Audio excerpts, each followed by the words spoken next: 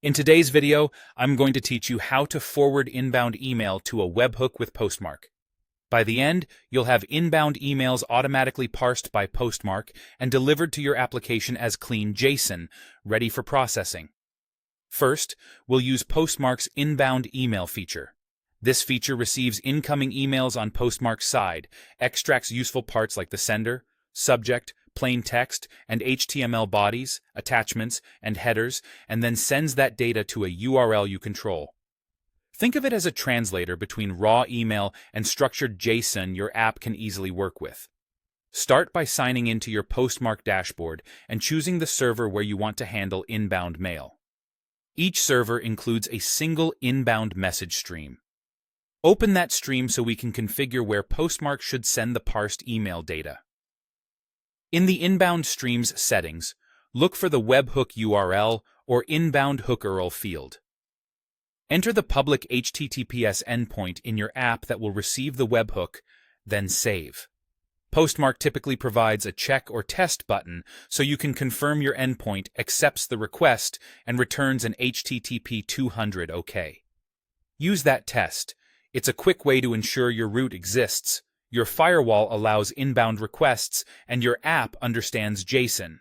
If your framework sets content types, make sure it accepts application/JSON and reads the request body before sending a fast 200 OK response. Next, we'll send a message to your inbound address. You'll find this address in the inbound stream settings, and it usually looks like an address at inboundpostmarkapp.com. Send an email to that address from any mail client. Postmark receives it, parses the message, and immediately forwards the structured JSON to the webhook URL you configured. This makes it easy to build features like support ticket intake, contact forms, or automated processing based on email content. Finally, handle the webhook in your application.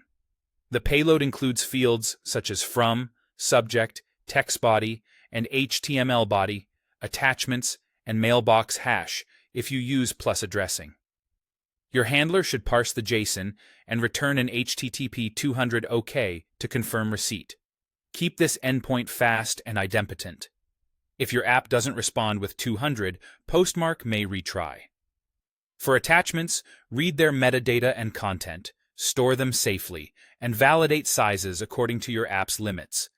It's also a good idea to log incoming payloads for troubleshooting and to verify that the data matches what you expect. That's it. Configure the inbound stream, set your webhook, send a test email, and handle the JSON. With this flow in place, your app can reliably act on incoming mail in real time.